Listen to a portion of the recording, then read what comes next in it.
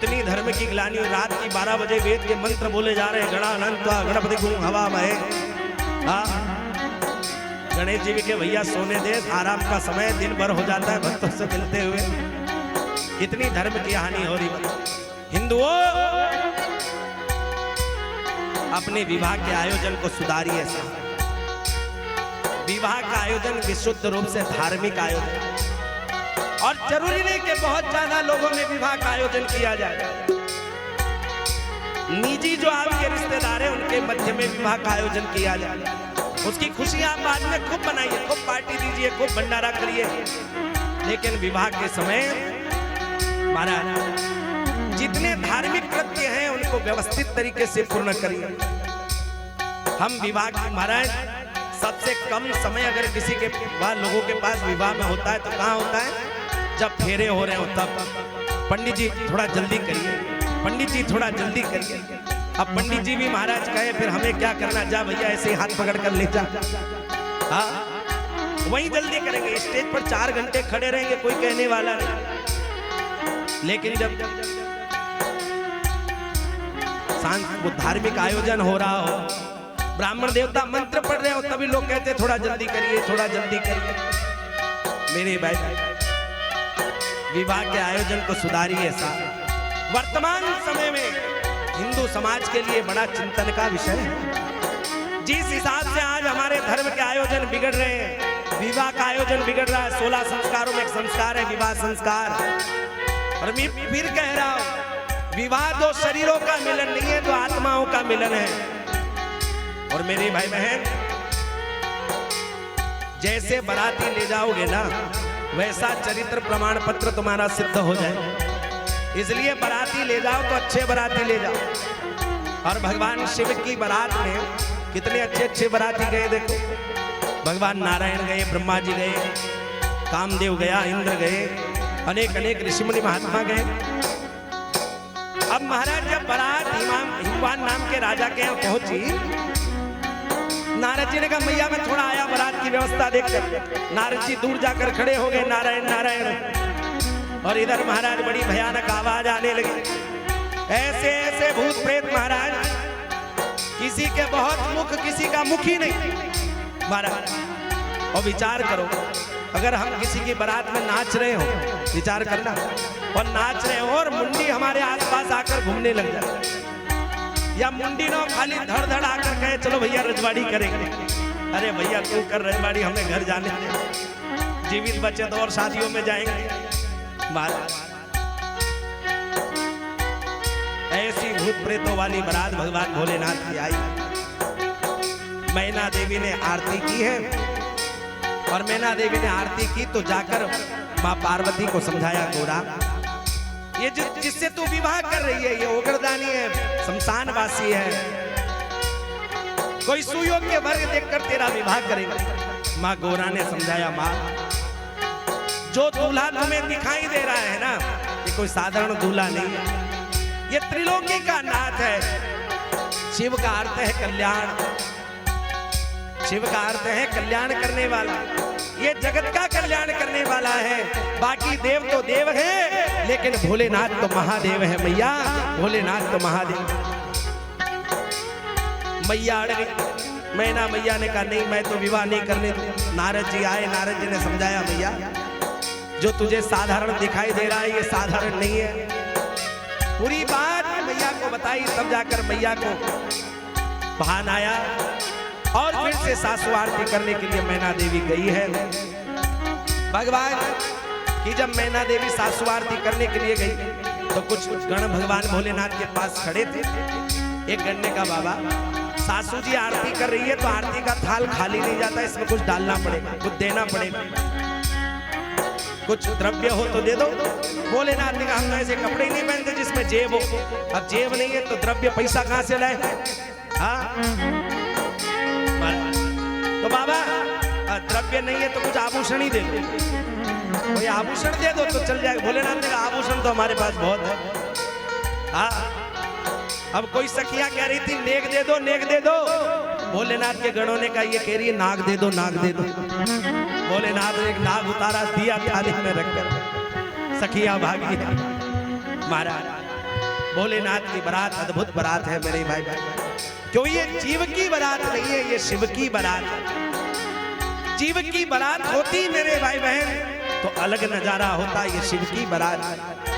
और मेरे भाई बहन भगवान शिव का विवाह होता है, बड़े बड़े महर्षि महात्मा लोग भगवान का विवाह कराते हैं। अब जब विवाह का क्रम प्रारंभ हुआ तो ब्राह्मणों ने कहा लाइए ग्रंथि बंधन करने के लिए कपड़ा दीजिए। भोलेनाथ ने कहा भैया हमें तो पता नहीं था कि कपड़ा भी लाना पड़ता है, हाँ लाना पड़ता है, दो जल्दी। तब भोलेनाथ ने अपने गले का नाग उतार कर दिया, इससे ही बांध दो भैया। हाँ ब्राह्मणों ने कहा जीवित रहे तो और विवाह करा लेंगे, भागो। ऐसा कहते हैं महाराज स्वयं ब्रह्मा जी ने भगवान शिव जी का विवाह कराया है। और तुलसी बाबा रामचरितमानस में सुंदर चौपाई लिखते हैं, जब भगवान का विवाह हुआ तो तुलसी बाबा लिखते हैं पानी ग्रहण जब कीन महेशा यह जैसे कब सकल सुरेशा। जय भोलेनाथ तेरी जय हो भोलेनाथ, जय भोलेनाथ तेरी जय हो भोलेनाथ।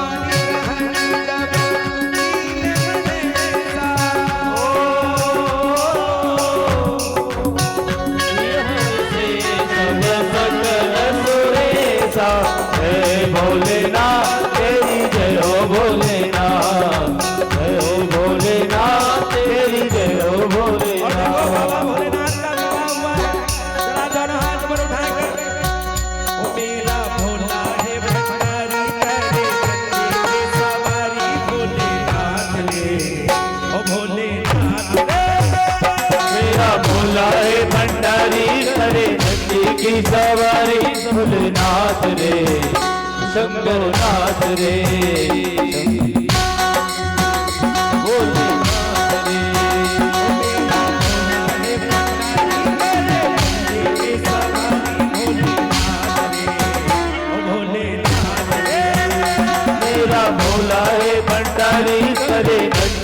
सवारी स्वामीनाथ रे ओ शंकरनाथ रे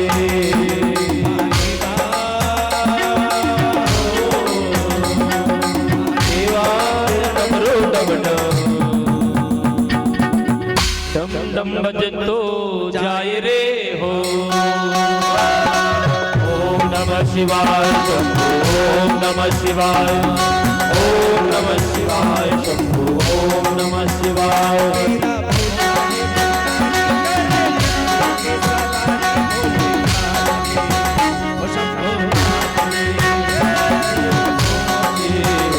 शंभुनाथ रे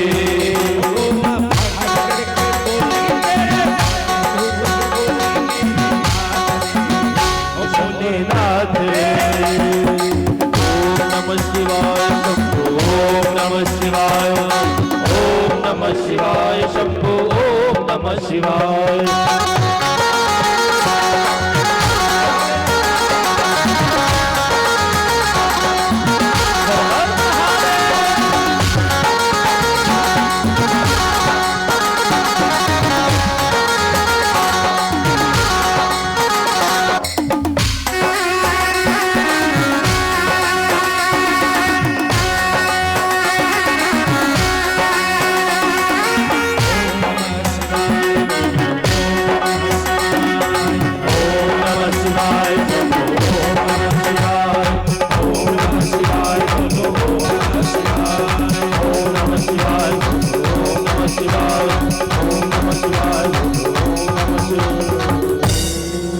बोलिए उमा महेश्वर भगवान की जय। पानी ग्रहण जब कीन महेशा ही हर से तब सकल सुरेशा। जब भगवान शिव ने पार्वती जी के साथ पानी ग्रहण किया है, भगवान का संस्कार संपन्न हुआ है। देवताओं ने शिव महापुराण के पार्वती खंड में भगवान शिव की स्तुति गाई है। ये कथा ब्रह्मा जी नारद जी को ब्रह्मलोक में कह रहे हैं। शुचि महाराज प्रयागराज में अनेक अनेक अमलात्मा विमलात्मा महात्माओं को ये शिव महापुराण की मंगलमय कथा कह रहे हैं। देवताओं ने भगवान शिव की स्तुति गाई है। देव देव जगत व्यापिनम परमेश सदा शिव परमेश्वर सदा शिव जगदीश जगन्नाथ संप्रसिद्ध जगन्मय संप्रसिद्ध जगतिमय। देवताओं ने भगवान शिव की स्तुति की। हे भगवान जगन्नाथ, हे जगत को धारण करने वाले भगवान देवादिदेव महादेव, आपने पार्वती जी के साथ विवाह करके लोक कल्याण किया है। देवताओं ने भगवान की स्तुति गाई है और महाराज सानंद भगवान शिव का विवाह संपन्न हुआ। हिमवान नाम के राजा ने कई दिनों तक भगवान की सेवा की है। अनेक अनेक प्रकार के भूत प्रेत आए थे, अनेक अनेक प्रकार के देवता पधारे थे। ऐसी बारात आज तक किसी की नहीं गई जैसी भगवान भोलेनाथ की। और महाराज जब अनेक दिन हिमवान नाम के राजा के यहाँ, हिमाचल नाम के राजा के यहाँ बारात ठहरी, तो सप्त ऋषियों ने जाकर हिमाचल नाम के राजा से कहा, राजन अब बारात को विदा करो, बहुत समय हो गया है। सप्त ऋषियों ने जाकर भगवान शिव का संदेश हिमाचल नाम के राजा को दिया, राजन अब बारात विदा करने का समय आ गया।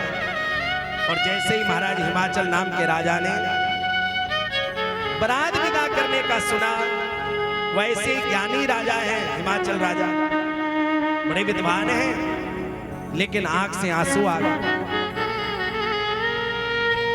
बेटी को विदाई करने का जब प्रसंग आया तो हिमवान नाम के राजा की आंख में अश्रुओं की धार बह गई।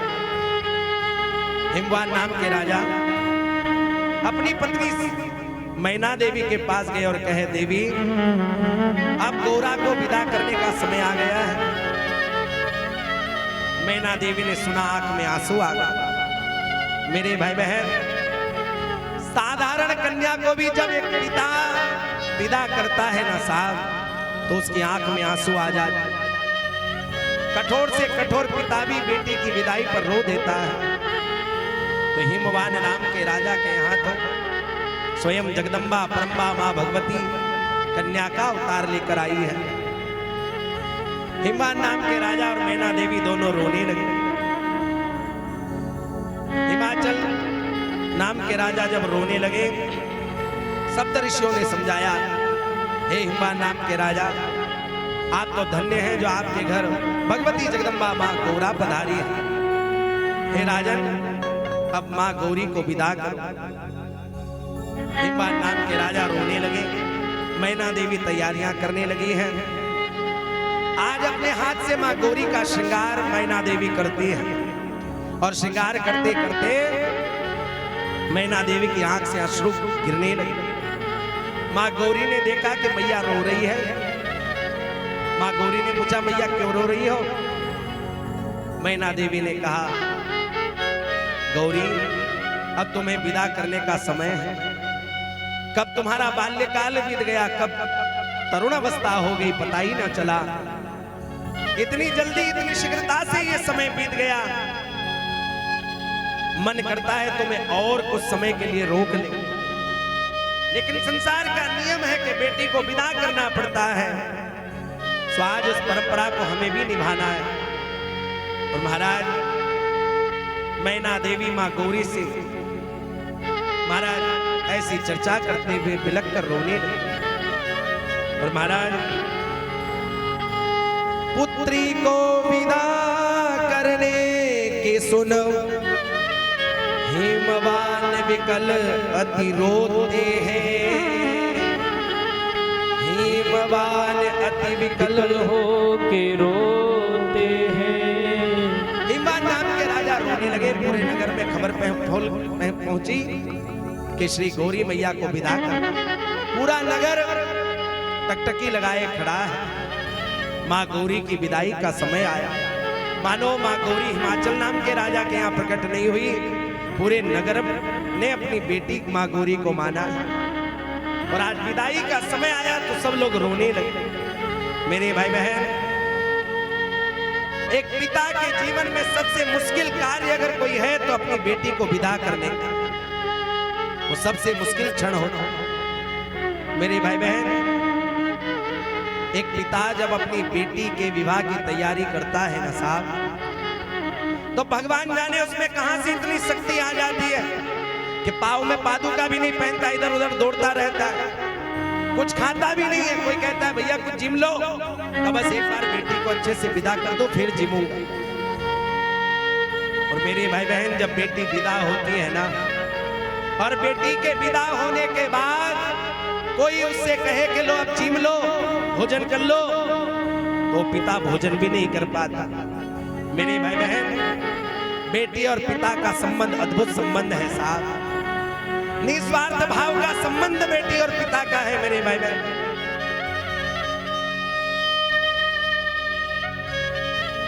पिताजी कहीं से थके आ रहे आवे ना साहब, तो बेटी पानी का गिलास लेकर सामने आ, बेटा नहीं आता। मनवार की एक रोटी बेटी रखती है, अरे पिताजी खाओ। और बेटी और पिता का एक ऐसा संबंध मेरे भाई बहन, माँ के बाद अगर पुरुष का कोई सबसे ज्यादा ध्यान रखता है तो वो उसकी बेटी होती है प्यारे, उसकी बेटी होती है।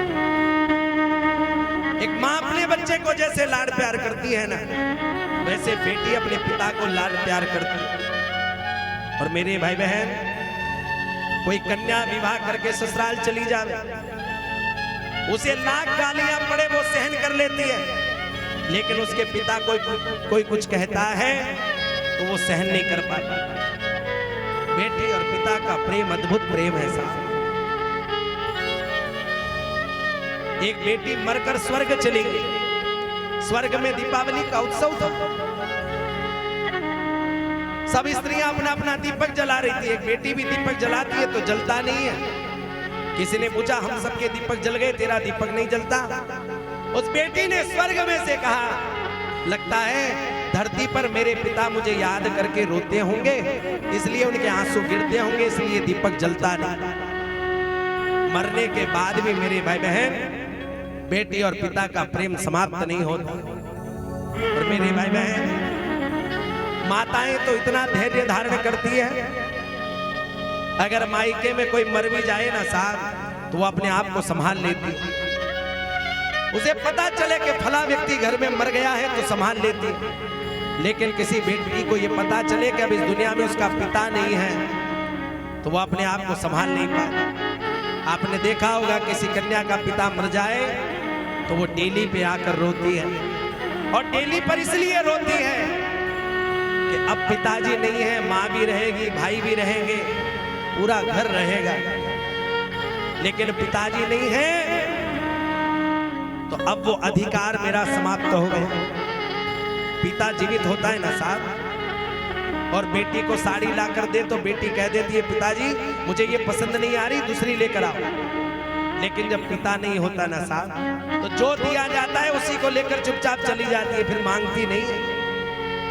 और मेरे भाई बहन, बेटी छोटी होती है ना साहब तो अपने पिता का उसे बड़ा घमंड रहता है।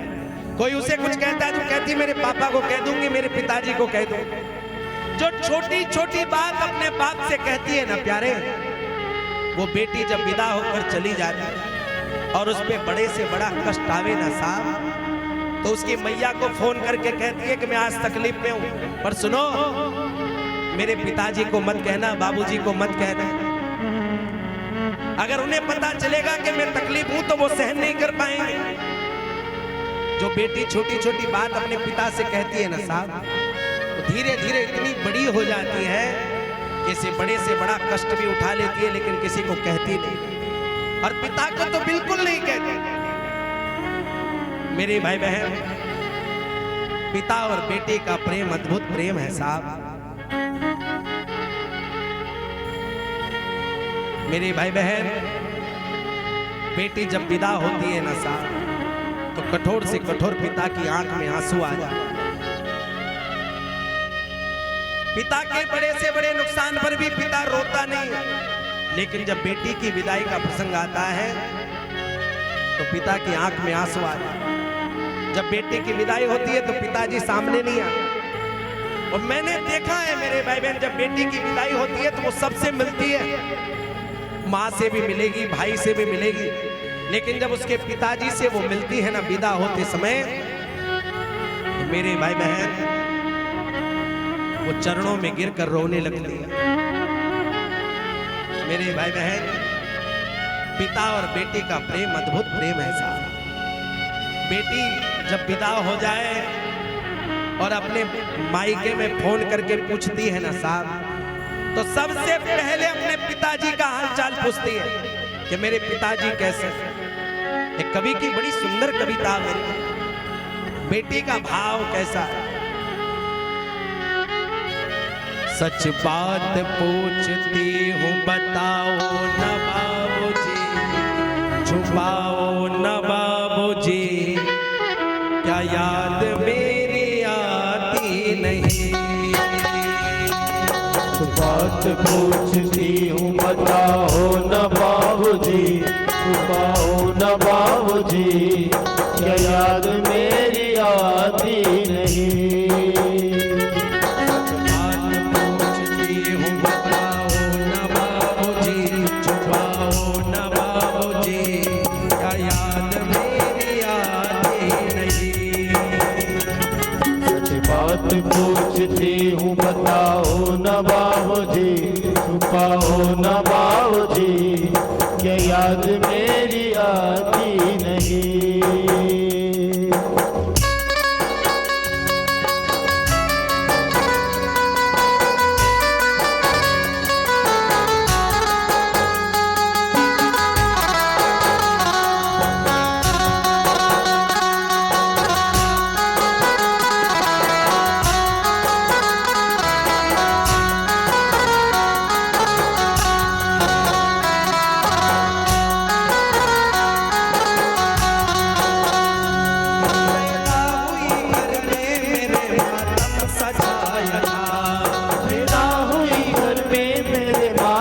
सजाया था। पापा तेरे कुछ थे मुझे माँ ने बताया था। पापा तेरे कुछ थे मुझे माँ ने बताया था। पैदा हुई घर में मेरे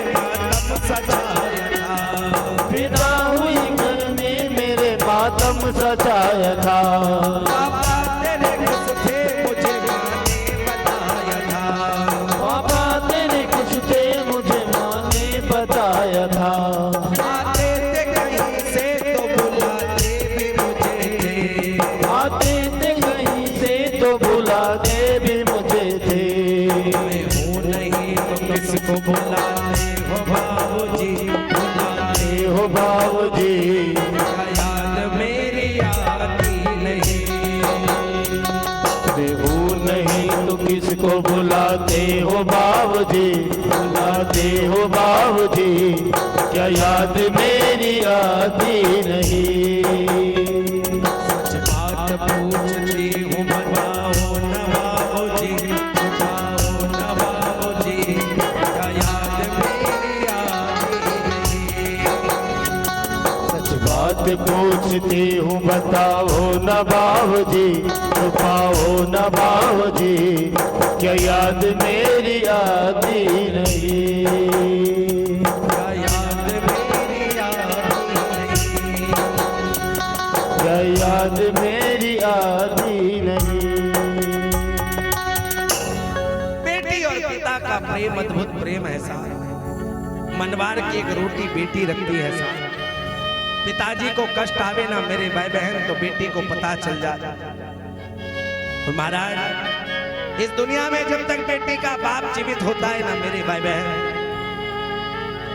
तब तक उसे बड़ा घमंड होता है। अभी मेरे पिताजी, और जब पिताजी नहीं रहे ना मेरे भाई बहन, जो बेटी बार बार मायके जाने की जिद करती है ससुराल से, अगर उसका पिता ना रहे तो फिर उसका मायके जाने का मन भी नहीं होता। बेटी और पिता का प्रेम अद्भुत प्रेम है मेरे भाई बहन। और बेटी आती है ना साफ तो खाली नहीं आती। बेटी आती है तो 3 चीजें लेकर आती है। बेटी आती है तो लक्ष्मी लेकर आती है। बेटी आती है तो शक्ति लेकर आती है। बेटी आती है तो ज्ञान लेकर आती है। और मेरे भाई बहन धन्य है वो बेटियां साहब, जिस घर को अपना अपना कहती है एक क्षण में पराया करके चली जाती है। जितना सामर्थ्य माताओं में मेरे भाई बहन, इतना सामर्थ्य पुरुषों में नहीं। जितना धैर्य माताएं धारण करती है इतना धैर्य पुरुष के बस की बात नहीं है। मेरे भाई बहन जब छोटी होती है ना तो लोग कहते हैं किसकी बेटी है, का फला की बेटी। बड़ी हो जाए किसकी पत्नी है, का फला की पत्नी है। बूढ़ी हो जाए तो कहते किसकी मैया है, का फलाने की मैया। नारी का अपना कोई अस्तित्व नहीं होता मेरे भाई बहन, लेकिन पूरे घर के अस्तित्व को धारण करने वाली नारी होती है साहब। पूरे घर के अस्तित्व को धारण करने वाली नारी। नारी तेरी यही कहानी, आंचल में तेरे दूध है और आंखों में आंचल में पानी।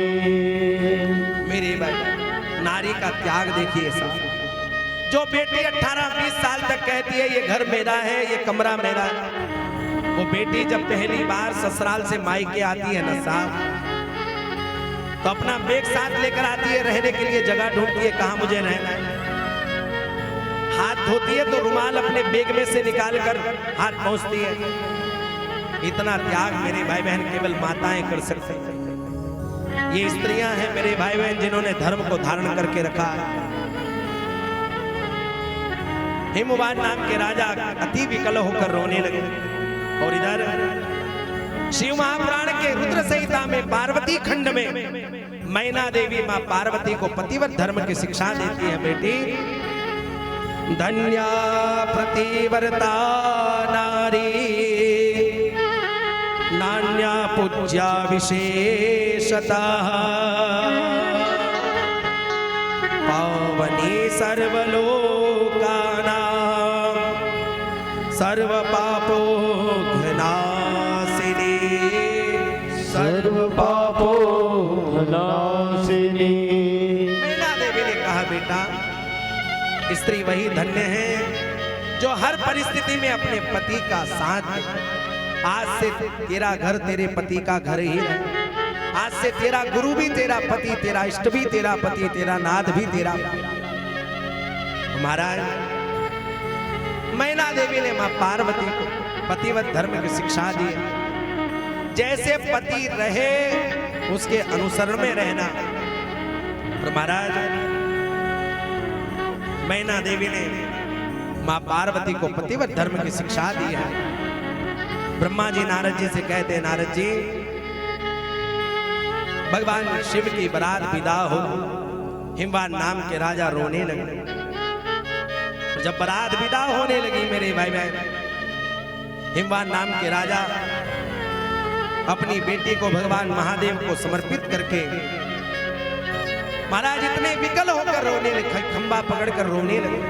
सप्त ऋषियों ने समझाया, हे हिमाचल ये कोई साधारण कन्या नहीं है, ये जगत जननी है, परम्बा मां भगवती है, इसे सहज ही तुम भगवान शिव को अर्पण करो। तो महाराज शिव महापुराण के पार्वती खंड में ब्रह्मा जी ये कथा नारद जी को कह रहे, नारद जी मां गौरा की विदाई हुई है। हिमवान नाम के राजा ने अनेक प्रकार के रत्न भगवान भोलेनाथ को दिए, लेकिन भगवान भोलेनाथ ने किसी भी प्रकार की कोई सामग्री ली नहीं। आजकल तो महाराज लोग मुंह से मांगते हैं, हमें ये भी चाहिए, हमें ये भी चाहिए। मेरे भाई बहन मैं अक्सर कथाओं में कहता हूं, साहब कभी बेटी के पिता से मांगना नहीं चाहिए, क्योंकि इस दुनिया में ऐसा कोई पिता नहीं जो अपनी बेटी को कुछ देना नहीं चाहता हो। हर पिता ये प्रयास करता है कि मैं ज्यादा से ज्यादा अपनी बेटी को दूं, लेकिन कई लोग मांगते हैं। और हमने तो देखा है मेरे भाई बहन, कई बार तोरण मारते समय द्वार पूजा पर कई दूल्हे डिमांड करते हैं कि 5 लाख होंगे तो ही तोरण मारेंगे। मेरे भाई अच्छा ये माताएं भी कम नहीं है मेरे भाई। जब किसी का नया नया विवाह होता है तो जाती है देखने, तुम्हारी बहू क्या लेकर आई, टीवी लाई कि नहीं, फ्रिज लाई कि नहीं, कूलर लाई कि नहीं। माताओं शिव महापुराण की कथा सुन रही हो तो इस बात को अपने हृदय में धारण कर लेना। अब किसी के विवाह में जाओ तो ये विचार मत करना कि उसकी बहू क्या क्या लेकर आई है। अगर विचार करना हो तो ये विचार करना कि उसकी बहू क्या क्या छोड़कर आई है। प्यारे पिता को छोड़कर आई है, माता को छोड़कर आई है। वो जो लेकर आई ना साहब, वो तो बाजार में नया भी मिल जाए, लेकिन वो जो छोड़कर आई है, जिस पिता को छोड़कर आई, जिस भाई को छोड़कर आई, जिस घर के आंगन को छोड़कर आई, वो बाजार में मिलने वाला नहीं है। तो कभी ये मत पूछना कि तुम्हारी बहू क्या लेकर आई। पूछने का सामर्थ्य हो तो ये पूछना कि क्या क्या छोड़कर आई। और महाराज भगवान शिव की बारात विदा होती है। पुनः पुनः शिव माता यामयो याश्चयोषिता भ्रातारो जनक प्रेम्णा रुद्रबुद्ध सोरदा। मां गौरा की विदाई हुई है। ब्रह्मा जी नारद जी से कहते हैं, नारद जी मां गौरा की विदाई हुई, भगवान शिव पार्वती जी को लेकर कैलाश पर्वत पर पहुंचे हैं। कैलाश पर्वत पर श्रृंगी भृंगी तुंदुबी बजाकर भगवान का स्वागत कर रहे हैं। जय जयकार चारों महाराज, चारों ओर एक ही जय घोष सुनाई दे रहा है। बोलो उमा महेश्वर भगवान की जय, बोलो उमा महेश्वर भगवान की जय। सब जगह एक ही जय घोष सुनाई दे रहा है। भगवान उमा महेश्वर हो गए। कर्पूर गौरम करुणावतारम संसार सारम भुजगेंद्रहारम सदा वसंतम हृदयारविंदे भवम भवानी सहितं नमामि। भवं भवानी सहितं नमामि। भगवान शिव मां पार्वती को लेकर कैलाश पर्वत पर लौटे हैं। कैलाश पर्वत पर महाराज तुंदुबी बजाकर श्रृंगी भृंगी भूत प्रेत इत्यादि सब, नंदीगण इत्यादि सब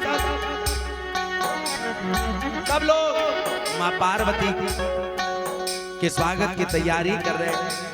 सब जगह उमा महेश्वर भगवान की जय जयकार का दिव्य घोष होने लगे। ब्रह्मा जी ये कथा नारद जी को कहते हैं और रुद्र संहिता में पार्वती खंड की कथा भगवान के श्री चरणों में समर्पित की गई और रुद्र संहिता में कुमार खंड की कथा प्रारंभ होती है। ब्रह्मा जी नारद जी से कहते हैं, नारद जी उमा महेश्वर भगवान का जैसा गृहस्थ है ऐसा गृहस्थ दुनिया में और किसी का नहीं। उमा महेश्वर भगवान का ऐसा सुंदर गृहस्थ मेरे भाई बहन। और ये गृहस्थ सुंदर क्यों है? सुंदर इसलिए है कि यहाँ पति और पत्नी दोनों में समर्पण है। आजकल गृहस्थ में पति पत्नी में समर्पण नहीं है हमारे। हाँ, और इसीलिए समर्पण नहीं है ना, इसीलिए गृहस्थ आजकल सुंदर भी नहीं। थोड़े दिन चलता है, बाद में टूट जाता है। पुराने जमाने में विवाह होता था तो लड़का लड़की एक दूसरे को देखते नहीं थे, मोड़ा मोड़ी एक दूसरे को देखते नहीं थे। घर वाले लोग जाकर निश्चित कर देते, भैया हमारा छोरा तुम्हारी छोरी और विवाह हो जाए। देखते नहीं थे। अच्छा, कन्या अपने वर को कब देखती थी? जब वो बारात लेकर आए, द्वार पूजा होती थी तब देखते। काला है कि गोरा है, मोटा है कि पतला है, दांत वाला है कि बिना दांत वाला है, कब देखती थी? दरवाजे पे। और फिर जैसा माता पिता ने निश्चित कर दिया है उसी के साथ पूरा जीवन यापन करते, कभी कोई शिकायत नहीं करते। आजकल तो महाराज इंच टू इंच मिला, इसकी नाक बड़ी है, इसकी छोटी है, इसकी हाइट ज्यादा है, इसकी कम है, मिलजुल कर मामला जमे। और उसके बाद भी महीने 6 महीने बाद क्या कहते हैं? जम नहीं रहा। अरे भैया पहले तूने ही तो देखी है, और घर वाले कर देते तो और समस्या आ जाए। और फिर भी क्या कहता है? जम नहीं रहा। जम इसीलिए नहीं रहा है क्योंकि आजकल बंधन हो गया और बंधन में नियम होते हैं, बंधन में शर्तें होती हैं। आजकल विवाह पत्रिकाओं पर लिखा था परिणय बंधन, और बंधन में तो नियम है, संबंध में समर्पण है। और बंधन होगा तो पहले ही वो कन्या पहले पूछेगी तुम्हारे घर में कितने लोगों की रोटी बनानी है, मैं मम्मी पापा के साथ नहीं रहूंगी, अलग रहूंगी। बताओ मारा, आजकल परिवार तो बचे ही नहीं मारा। विवाह के महीने 2 महीने बाद तो अलग होने की बढ़िया महाराज के अलग हो जाए, बस अलग होकर सबको धन कमाना सूझता है। मेरे भाई बहन साथ में रहिए।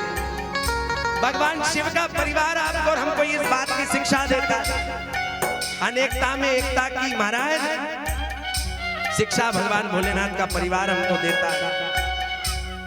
हमारा परिवार हो तो कैसा हो। और कुमार खंड की कथा में प्रारंभ करूं मेरे भाई बहन, उसके पहले मेरी गास विराट से अनुनय विनय करे साहब। भगवान शिव का परिवार कितना दिव्य परिवार है। भगवान शिव सदैव शांत रहते, सदैव मुस्कुराते रहते, प्रसन्न रहते।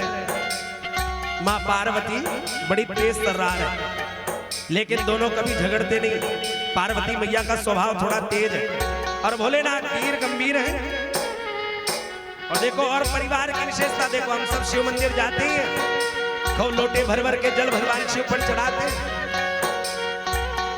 भगवान शिव का परिवार देखते, भगवान शिव के एक पुत्र हैं गजानन, एक पुत्र है कार्तिकेय, और गजानन जी का वाहन है चूहा, और कार्तिकेय जी का वाहन है मोर। भगवान शिव के गले में रहता है सांप। इन तीनों की आपस में बनती नहीं है, लेकिन कभी ऐसा हुआ कि आप प्रभातम कॉलोनी के मंदिर में वहां जल चढ़ाने गए और तीनों को लड़ते हुए देखा? कभी किसी ने लड़ते हुए देखा है? अच्छा, शिव जी का वाहन क्या है? जोर से बोलो जरा। है बेल। और माता जी का वाहन क्या है? शेर। हमारे यहाँ बेल और शेर दोनों एक दूसरे के विपरीत है ना, लेकिन वह दोनों एक होकर रहते हैं। मेरे भाई बहन, जैसे भगवान शिव का परिवार एक होकर रहता है, वैसे ही तुम भी घर में एक होकर रहो तो महादेव तुम्हारे घर पर आ जाए। मेरे भाई बहन, महादेव की कथा सुनना सफल हो। देरानी जेठानी की बन नहीं रही है, सास बहू से बोल नहीं रही है, पड़ोसी पड़ोसी से बोले नहीं, अरे कि एक लोटा जल ने सारी समस्या का हल। तू टैंकर भर के चढ़ा तो भी हल नहीं होने वाला। हाँ, एक लोटा जल सारी समस्या का हल, पर नहीं होना चाहिए जरा सा भी छल। पड़ोसी से तो कम से कम ठीक से बोलो, पड़ोसी से बोले ही ना मान। और महादेव जी के पास जाए, वहां लोटा भर भर के जल चढ़ा। शिव जी का परिवार कैसा मेरे भाई? देखो आजकल मैचिंग का जमाना है ना, माता बहने तो विशेष, आदमी तो और भी बेचारा उटपटांग पहन लेता है, कौन से कलर का पैंट कौन से कलर की शर्ट पहन लेता है, मैचिंग कर लेता है। लेकिन माताएं कितना ध्यान रखती है, साड़ी मैचिंग की, ब्लाउज मैचिंग का, बिंदी मैचिंग की, चप्पल मैचिंग की। मैचिंग के चक्कर में बहुत खर्चा हो रहा है। और मेरे भाई बहन, मेरी व्यास पे डनने भी नहीं करे साहब, जितना दिमाग तुमने कपड़े मैचिंग करने में लगाया, उससे आधा भी अपने मन को घर में मैचिंग कर लो, तो तुम्हारा घर वृंदावन हो जाए प्यारे, तुम्हारा घर अयोध्या हो जाए। सास बहू की बने ना और दोनों शिव जी को जल चढ़ाए, तो दोनों का जल चढ़ाना निष्फल है।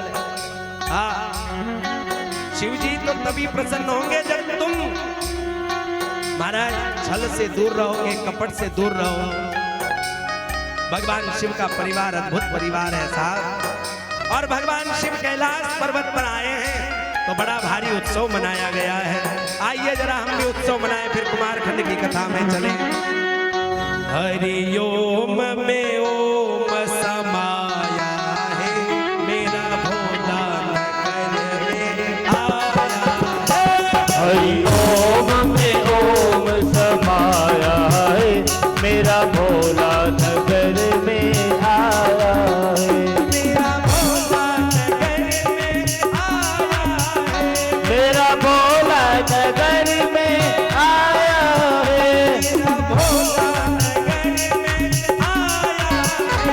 मेरा भोला नगर में आया है। मेरा भोला नगर में आया है। जय हो।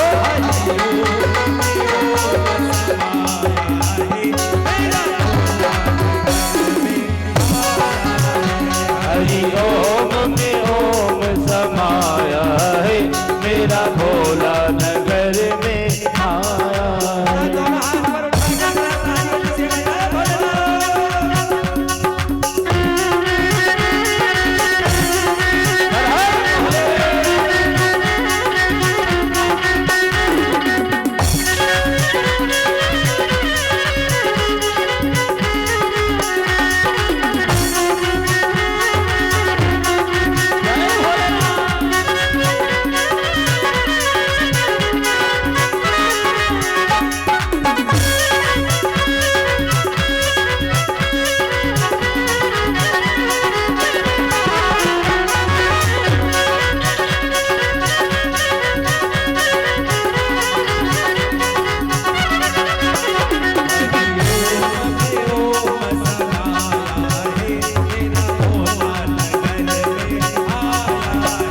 हरि ओम में ओम समाया है, मेरा भोला नगर में आया है। देखो भोलेनाथ का लिखा हुआ किस-किस को कौन करा जरा दोनों हाथ पर उठा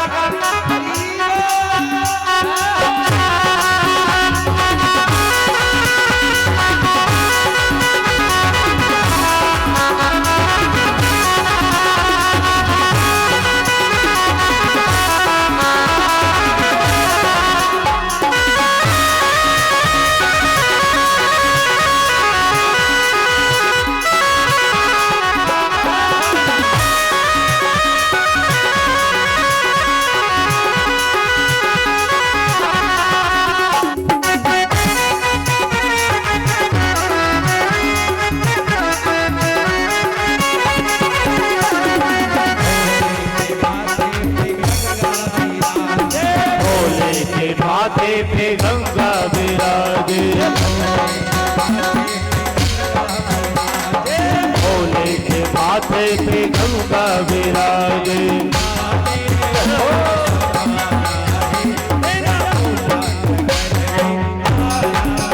गंगा में ओम समाया है, मेरा भोला नगर में आया है।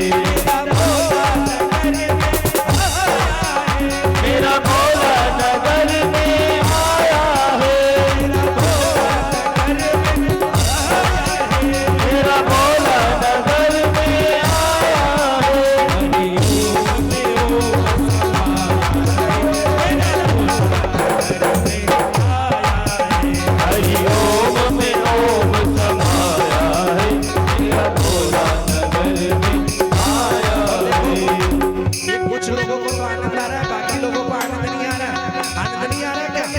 दोनों हाथ उठाओ, भगवान ने हाथ दिया तो उठा लेना, और टेंट के हो किराए के हो तो बिल्कुल मत उठाना, अपने खुद के हो तो उठाना, और दोनों हाथ उठाकर हरि ओम में ओम समाया है मेरा भोला,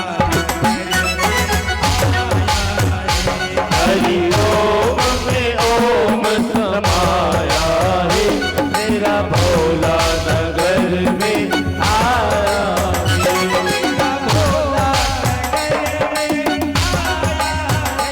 मेरा भोला नगर में आया है।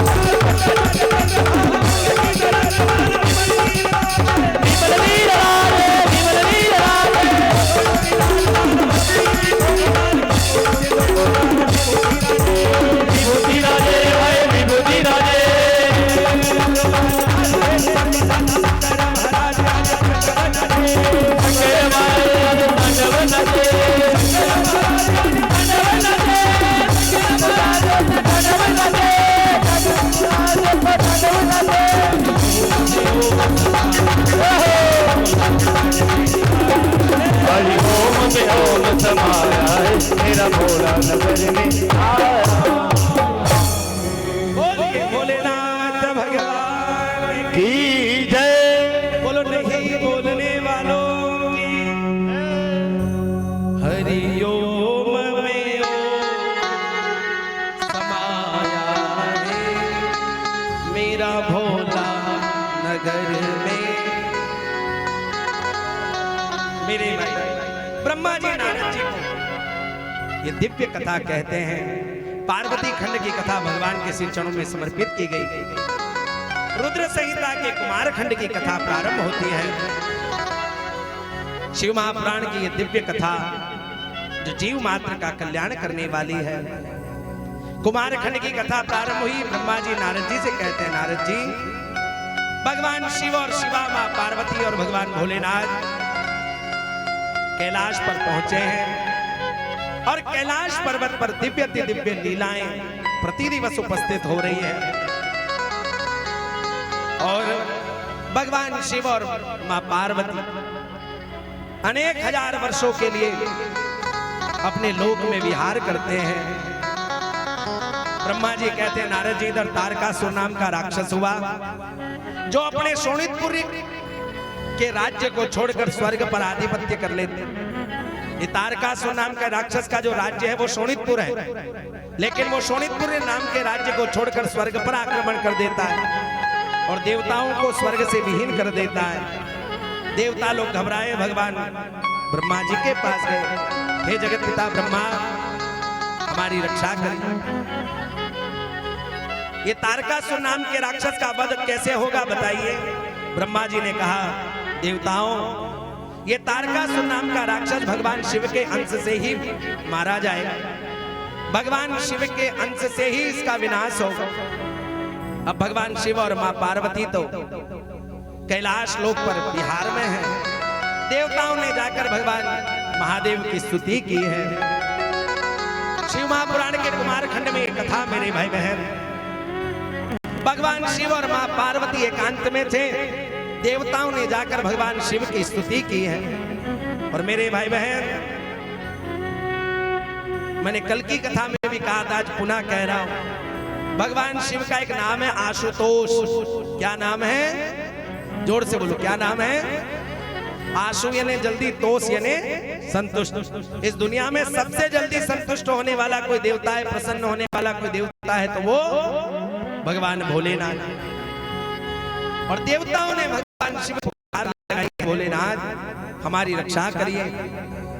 और जब देवताओं ने भगवान शिव को पुकार लगाई है, भगवान मां पार्वती के साथ एकांत में विहार में थे, लेकिन देवताओं ने पुकार लगाई तो भगवान शिव देवताओं के सम्मुख प्रकट हो गए और देवता लोग भगवान शिव की स्तुति करने लगे।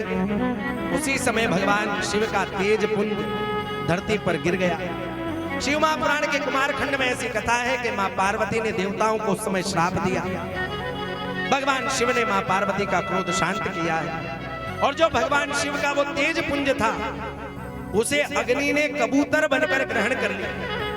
लेकिन भगवान शिव का तेज पुंज था तो ज्यादा दिन तक अग्नि भी उसे धारण नहीं कर पाया, तो अग्नि ने हिमालय को दे दिया और हिमालय ने उसे गंगा में प्रवाहित कर दिया।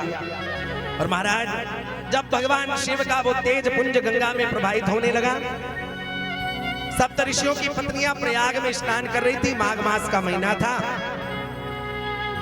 और कहीं अग्नि जलते हुए देखी तो उसमें से 6 ऋषियों की पत्नियां उस अग्नि के समीप चली गई और भगवान शिव का वो तेज पुंज उनके ऋषि पत्नियों के गर्भ में चला गया।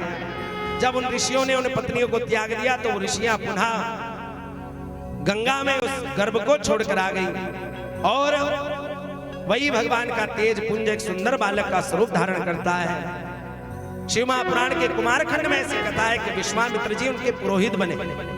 विश्वामित्र जी ने इतने सुंदर बालक को देखा, भगवान शिव का तेज पुंज है। विश्वामित्र जी ने देखा तो पूछा कि आप कौन हो? तो भगवान शिव के तेज पुंज ने कहा, मुझे नहीं पता मैं कौन हूं, आप ही मेरे पुरोहित बन जाइए, आप ही मेरे संस्कार करिए। विश्वामित्र जी ने कहा भैया मैं तो क्षत्रिय हूं, मैं ब्राह्मण हूं नहीं, मैं तो क्षत्रिय से ब्रह्म ऋषि बना हूं, तो मैं तो तुम्हारे संस्कार कर नहीं सकता। लेकिन भगवान के तेज पुंज ने जब विश्वामित्र जी से कहा तो विश्वामित्र जी ने उस बात को शिरोधार्य किया और विश्वामित्र जी ने उनके संस्कार कराए। और मार्गशीर्ष शुक्ल पक्ष षष्ठी के दिन, छठ जिसे हम कहते हैं, उस दिन भगवान के तेज पुंज ने बालक के स्वरूप को धारण किया। और महाराज वो 6 ऋषि पत्नियां जब वापस नदी में स्नान करने के लिए आई तो उस बालक को देखकर उनके मन में ममत्व का भाव जागा और 6 आपस में चर्चा करने लगी कि इस बालक को हम रखेंगे, हम दूध पिलाएंगे, हम दूध पिलाएंगे। सभी के मन में ममता जागी तो आपस में विवाद होने लगा। तो उस बालक ने 6 मुख धारण कर और कृतिका ने उसे दूध पिलाया, इसलिए उस बालक का नाम कार्तिकेय हुआ। बोलिए कार्तिकेय भगवान की जय। एक नाम स्कंद भी उनका है। और महाराज इधर भगवान शिव ने मां पार्वती के कहने से अनेक अनेक देवताओं को भेजा और कार्तिकेय को कैलाश पर बुलाया है। कार्तिकेय भगवान के 6 मुख हैं, देवताओं का उनको सेनापति बनाया और तारकासुर नाम के राक्षस के साथ भयंकर युद्ध हुआ और भगवान के ही अंश कार्तिकेय जी ने तारकासुर नाम के राक्षस का वध किया। कुमारखंड में आगे महाराज गणेश आख्यान आया है। ब्रह्मा जी नारद जी से कहते हैं, नारद जी भगवान शिव के यहाँ एक और बालक हुआ जिसका नाम गणेश हुआ। नारद जी ने कहा, हे पिताजी, हे जगत पिता ब्रह्मा, आप मुझे गणेश जी के जन्म की कथा सुनाओ। ब्रह्मा जी नारद जी से कहते हैं, नारद जी एक बार मां पार्वती अपनी अनेक अनेक सखियों के साथ, विजया इत्यादि अनेक सखियों के साथ सरोवर में स्नान कर रही थी। द्वार पर द्वारपाल खड़े थे। भगवान शिव मां पार्वती से मिलने के लिए आए। मां पार्वती ने कहा था किसी को भीतर मत आने देना। अब द्वारपालों ने सोचा मालिक कोई कैसे मना करे, जिनका दिया खाते पीते उनको ही कैसे मना करे। तो द्वारपालों ने रोका नहीं और भगवान शिव अंदर चले गए। भगवान तो लीला करते हैं। और जब भगवान शिव मां गौरा के, मां पार्वती के पास गए और पुनः भगवान शिव जब अपने स्थान पर लौटे तो पार्वती जी की एक सखी है विजया, और विजया ने कहा, पार्वती देखो आज तो भगवान शिव आए और ये जितने गण हैं ये भगवान शिव का ही कहना मानते, तुम्हारा कहना नहीं मानते। तुमने मना किया था कि भीतर किसी को आने मत देना, प्रवेश निषेध था, फिर भी आने दिया। तो मां पार्वती ने कहा ठीक है, अब मैं अपने से एक गण को प्रकट करके उसे द्वार पर खड़ा करूंगी। और मेरे भाई बहन, मां पार्वती ने अपने मन के संकल्प से एक गण को प्रकट किया। ऐसी शिव महापुराण में कथा है। और हम लोग क्या कहते हैं, मां पार्वती ने गणेश जी को कैसे प्रकट किया? अपने मेल से। लोग हमारा मजाक उड़ाते, सनातन धर्म का फिर मजाक उड़ाते, क्योंकि हम शास्त्र पढ़ते नहीं है और कह देते मेल से। 2 कथाएं मेरे पढ़ने में आई। एक तो ये कथा है कि मन के संकल्प से गण को प्रकट किया, और एक कथा ऐसी है कि मां गौरा ने चंदन का उपटन लगाया था और उस चंदन के उपटन से गणेश जी एक गण बनाया। और हम लोग क्या कहते हैं, सामान्य लोग क्या कहते हैं, भाई मेल से बनाया। मेल से कोई बालक बन रहा है क्या? कोई गण बन रहा है? जरा विचार तो करो। और हम कुछ जानते नहीं है। मेरे भाई बहन, हमें शास्त्रों का अध्ययन करना चाहिए। अच्छा बताओ, हमने शिव पार्वती के विवाह की कथा गाई, तो बताओ शिव जी और पार्वती जी का विवाह किस दिन हुआ? जरा बताओ, जरा किस दिन हुआ? जोर से बोलो जरा। शिवरात्रि को। शिव महापुराण में शिवरात्रि को भगवान शिव का विवाह नहीं हुआ। ये भगवान जाने कहां से ये भ्रांति चली है और लोग उसी दिन महाराज शिवरात्रि मना रहे। शिवरात्रि का जो पर्व है मेरे भाई बहन, वो साधना का पर्व है। उस दिन भगवान ज्योति रूप में प्रकट हुए थे। वो शिव पूजन का दिन है, वो शिव विवाह का दिन नहीं है। शिव महापुराण के अनुसार भगवान के 108 विवाह हुआ। बताओ किस किस दिन भगवान के विवाह का उत्सव मनाओ? किस किस दिन भगवान के विवाह का उत्सव मनाओ? और शिवरात्रि तो मेरे भाई बहन भगवान शिव पार्वती जी से कहते हैं, पार्वती शिवरात्रि के दिन जो व्यक्ति मौन रहकर मेरी आराधना करता है वो बड़ा वक्ता बन जाता है, वो श्रेष्ठ बोलने की विद्या उसके पास आ जाती है। और हमारे यहाँ तो शिवरात्रि को महाराज डीजे बजाएंगे, 2-4 भांग के तपेले में महाराज बढ़िया भांग घोटेंगे और उसी दिन सबसे ज्यादा चिल्ला चोट करेंगे और गाने भी ऐसे ऐसे बजाए महाराज, भोला नू मटके ने भोला नू मटके। हाँ ये भोलेनाथ सामने आ जाए महाराज त्रिशूली, हाँ खत्म। महाराज कितना हमारे धर्म को हम लोगों ने, शिवरात्रि के दिन देखो आप 2-4 डीजे ले लेंगे, अब बजाएंगे महाराज अब बढ़िया भांग, और शिव जी को चढ़ाएंगे इतनी सी और खुद खाएंगे इतनी, और फिर कोई कहाँ पड़ा है कोई कहाँ पड़ा है। शिव जी का प्रसाद ज्यादा होगा। तेरे घर शिव जी निमंत्रण देने आए थे कि भांग खा, विजयन धनो हो कपड़ दिलन विसल्यो बाणवाओ, रुद्राष्टाध्याय में तो महाराज मंत्र है यजुर्वेद में। जो भांग हम शिव जी को चढ़ाते इसको कहते हैं विजया। और भगवान शिव ने कहा कि भैया भांग गाजा जब मुझे चढ़ा दे और तू सब व्यसनों से दूर हो जा। और हमने शिव की भक्ति के नाम पर ही महाराज ये बड़ा गोला खाया भांग का। और कई कई भगत महाराज वो कावड़ उठा कर ले जाते, तब देखो आप लगे दम मिटे गम कमाए दुनिया खाए हम। हाँ महाराज विचार करो साहब, ऐसी कावड़ से भगवान शिव प्रसन्न होगा? स्नान करते नहीं कावड़ उठा ली, बिना हाथ धोए कावड़ को फिर उठा ली। कावड़ लाइए ना साहब, बहुत शुद्धि से लाइए मेरे भाई बहन। कावड़ लाने का बड़ा भारी विधान है, शिव को जल चढ़ाने का बड़ा भारी विधान है। मुंह में गुटखा भरा हुआ, कंधे पर कावड़ रखी हुई है, बोला नू मटके ने बोला नू मटके। ऐसे ऐसे गाने महाराज सुनकर कभी कभी तो पाप लगे महाराज। और शिवरात्रि के दिन बड़े बड़े डीजे धर देंगे, भांग तपेला घोल दे महाराज, 2-4 तपेले अब पियो गिलास भर भर। महाराज व्यसनों का दिन शिवरात्रि नहीं है साहब, साधना का दिवस शिवरात्रि। और शिवरात्रि की रात्रि में रात भर जागकर मौन करके भगवान शिव की आराधना करनी चाहिए, भगवान शिव का अभिषेक करना चाहिए। और भगवान शिव के अभिषेक के मंत्र याद ना हो तो ब्राह्मण को बुलाना चाहिए, और ब्राह्मण भी उपलब्ध ना हो तो शिवरात्रि की रात्रि भर बैठकर भगवान महादेव के मंदिर में सीताराम सीताराम का जाप करना चाहिए। ये भगवान शिव को अति प्रिय नाम है, इसी से जीव का कल्याण हो जाता। और महाराज और शिवरात्रि की रात्रि को जागना चाहिए। लोग भांग पी ले सो जाए महाराज, 3 दिन तक ना उठे। बताओ कुछ रात्रियां हैं जिन रात्रियों में सोना नहीं चाहिए, बहुत ध्यान से सुनना। एक शरद पूर्णिमा की रात, उस रात्रि को सोचना नहीं चाहिए। चंद्रमा धरती के बड़ा नजदीक होता है, मन का ग्रह है चंद्रमा, इसलिए उस रात्रि को शयन नहीं करना चाहिए। एक होती है दीपावली वाली, अमावस्या वाली रात्रि, दीपावली को भी सोना नहीं चाहिए। नहीं तो सोने वाले तो सोले, मगर याद रख तेरे सोने में समय का सोना निकल जाएगा। और दिवाली की रात्रि तो ऐसा कहते हैं लक्ष्मी जी आती है घर घर घूमती, इसलिए उस रात्रि को भी नहीं सोना चाहिए।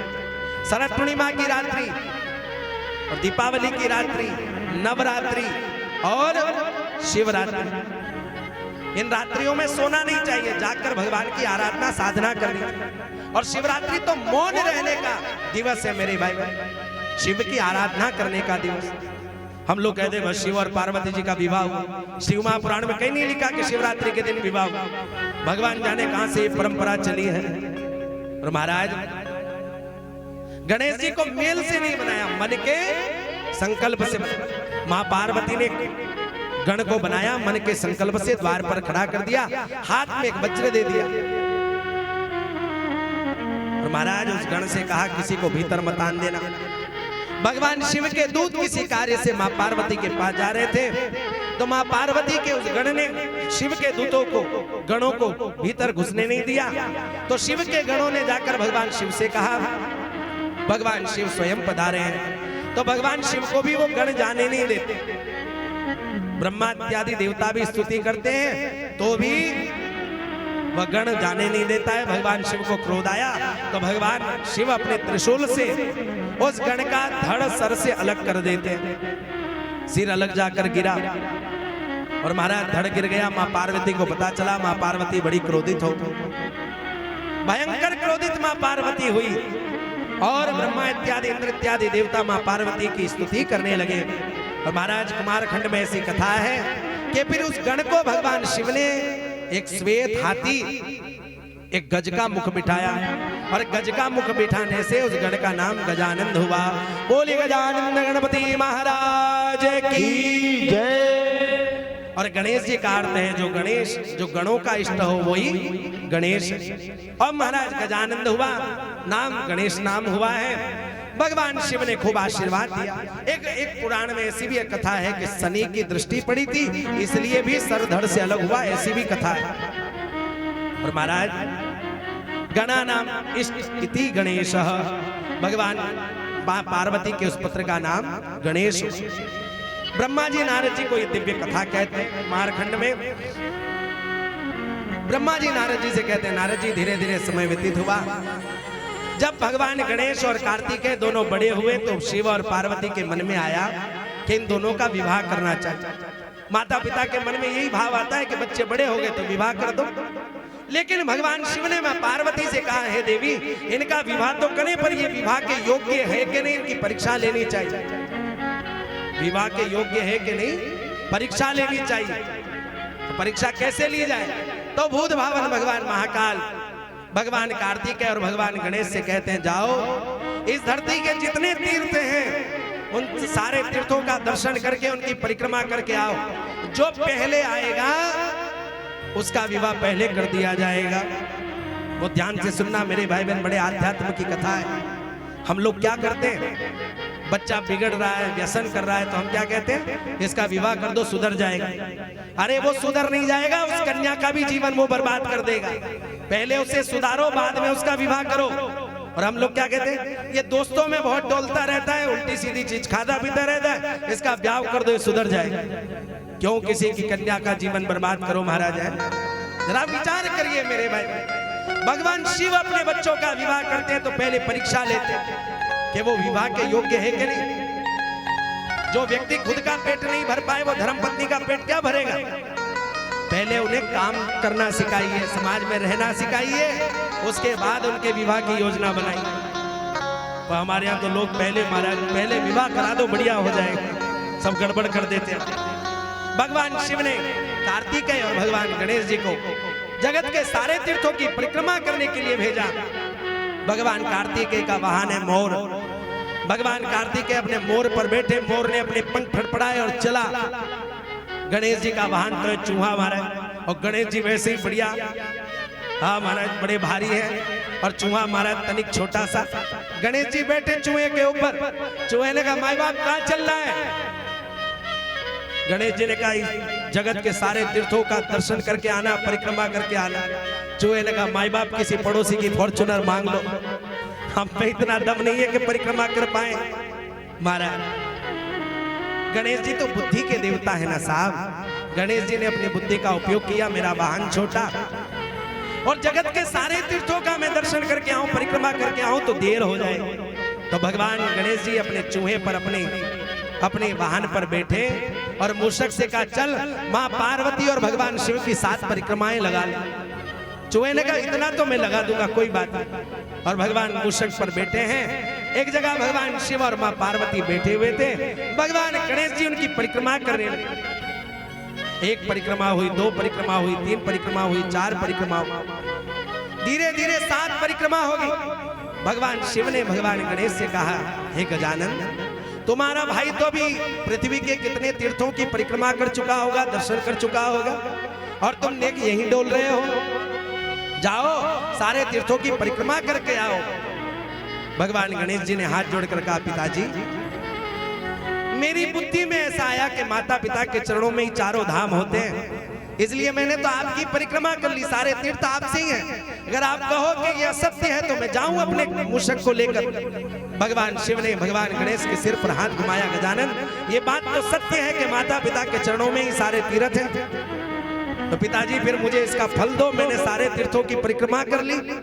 मेरे भाई ये कथा आपको और हमको शिक्षा देती है साहब, जो काम बल से नहीं होते वो काम बुद्धि से हो जाए।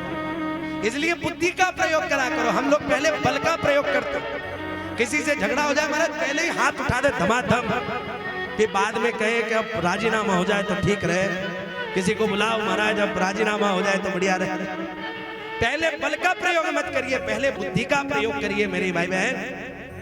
हम लोग पहले बुद्धि का प्रयोग नहीं करते, हम पहले बल का प्रयोग करते हैं। और मेरे भाई बहन, और हम तो बुद्धि का भी प्रयोग ऐसी ऐसी जगह करते हैं। देखो अब कलयुग के लोग हैं ना, जहाँ दिल लगाना चाहिए वहां हम दिमाग लगाते हैं, जहाँ दिमाग लगाना चाहिए वहां हम दिल लगाते हैं। कोई आए भैया कथा का चंदा दो, क्या होगा इससे, क्यों दे, बार बार कथा क्यों कराना, क्या जरूरत है, दिमाग लगाते। और महाराज जिस सिगरेट के पैकेट पर लिखा है इसको पीने से भयंकर बीमारी होती है, कैंसर होता है, वहां दिल लगा लिया, उसको पीते हैं, उसमें धुआं उड़ा दिया। पर चंदा देने का कहे तो महाराज दिमाग लगा। जहाँ दिल लगाना चाहिए वहां हम दिमाग लगाते हैं, जहाँ दिमाग लगाना चाहिए वहां हम दिल लगाते हैं। एक बार महाराज एक दूध का बड़ा व्यापारी था, और दूध का व्यापारी था तो बड़ा भारी उसका दूध का कामकाज था, पर कपड़े बड़े गंदे पहनता। उसके एक मित्र ने कहा सुन, तो कपड़े बड़े गंदे पहनता है, कपड़े थोड़े अच्छे पहना कर। तो उस दूध के व्यापारी ने कहा भैया हमारे घर दादाजी के ही कपड़े पहने जाते हैं, मेरे दादाजी के कपड़े मैं पहनता हूँ। तो उसके मित्र ने कहा फिर तेरे पोते पोती क्या पहनेंगे, तू तो एक दो जोड़ जोड़ सिला ले। आदमी बड़ा कंजूस था, उसने कहा ठीक है तुम कहते हो तो एक दो जोड़ कुर्ता सिला ले। वो गया दुकान पर गया, जिंदगी में पहली बार कुर्ते का कपड़ा लेने गया। दुकानदार ने कहा आइए, गया बैठा, दुकानदार ने पूछा क्या चाहिए, का कुर्ते का कपड़ा चाहिए। देखा बड़ा डिल डोल है, बड़ा भारी आदमी है, 3 मीटर कपड़ा तो लग ही जाएगा। दुकानदार ने 3 मीटर कपड़ा काटकर थैली में रखकर थैली हाथ में पकड़ा दी, लाओ 900 रुपए हुए 3 मीटर कपड़ा। उस दूध के व्यापारी ने कहा भैया मुझे संशय है, ये 3 मीटर नहीं है। कपड़े के व्यापारी ने कहा फिर से नाप देता हूं, फिर से थैली में से निकाला, फिर नाप दिया, 3 मीटर है, अब तो मान ले। वो दूध का व्यापारी कहता नहीं मुझे अभी भी संशय है, अभी भी ये 3 मीटर नहीं। उसने कहा फिर से नाप देता हूँ, फिर से एक बार नाप दिया, ये ले 3 मीटर। उसने कहा रुको रुको, ये तुम्हारे नाप पर मुझे विश्वास नहीं है। उसने अपनी थैली में से लीटर निकाला, इन लीटर से नाप। दुकानदार ने कहा भैया ये तो मीटर से ही नपेगा, ये लीटर से नपने वाला नहीं है। दूध के व्यापारी ने कहा मैंने हजारों लीटर दूध नाप दिया, तेरे से 3 मीटर कपड़ा नहीं नपता। दोनों झगड़ पड़े, मार गली के लोग इकट्ठे हो, क्या दुकानदार ने कहा ये कपड़े को लीटर से नापने का कहते हैं। किसी ने समझाया भैया ये सॉलिड चीज है, इसके लिए मीटर चाहिए, लिक्विड के लिए लीटर चाहिए। आपकी और हमारी स्थिति भी उस दूध के व्यापारी जैसी है महाराज। जहाँ लीटर लगाना चाहिए वहां हम दौड़कर मीटर लगा देते हैं, और जहाँ मीटर लगाना चाहिए वहां हम लीटर लगा देते हैं। दिल की जगह दिमाग और दिमाग की जगह दिल लगा देते। इसलिए बुद्धि का उपयोग करिए मेरे भाई बहन, बुद्धि का, बल के पहले बुद्धि का उपयोग। जो काम बल से नहीं होते वो काम बुद्धि से हो जाए। सारी समस्याओं का समाधान हमारे भीतर ही है, खाली धीर गंभीर होकर शांति से सोचने की आवश्यकता है। निर्णय लीजिए अच्छी बात है, लेकिन बुद्धि का उपयोग करिए मेरे भाई बहन। कई लोग बुद्धि का उपयोग नहीं करते, इसलिए बड़ा नुकसान उठाते। बुद्धि का उपयोग करिए। भगवान गणेश ने बुद्धि का उपयोग किया, और महाराज गणेश जी का विवाह रिद्धि और सिद्धि के साथ भगवान शिव ने करा दिया। भगवान शिव के यहाँ 3 संतानें हैं। प्रथम पुत्र हैं वो कार्तिकेय हैं, दूसरे पुत्र हैं भगवान गणेश हैं, और एक कन्या भी है जिसका नाम है अशोक सुंदरी। 3 कन्याएं। और सबसे पहले तीनों में सबसे पहले विवाह किसका हुआ, भगवान गणेश जी। और हमारे यहाँ सबसे पहला विवाह किसका होता है, का जो बड़ा है पहले उसका विवाह करो, भले वो उसमें अक्कल ही मत हो। हाँ बिल्कुल अक्कल नहीं हो तो भी पहले इसका ही करो। ये कथा कह रही जो समझदार हो पहले विवाह उसका करो। और भगवान गणेश जी का विवाह हुआ रिद्धि और सिद्धि के साथ। ब्रह्मा जी शिव महापुराण के कुमार खंड में कथा कहते हैं भगवान गणेश जी का रिद्धि सिद्धि के साथ विवाह हुआ। शुभ लाभ नाम के उनके पुत्र हुए, अमोद प्रमोद नाम के उनके पोते हुए।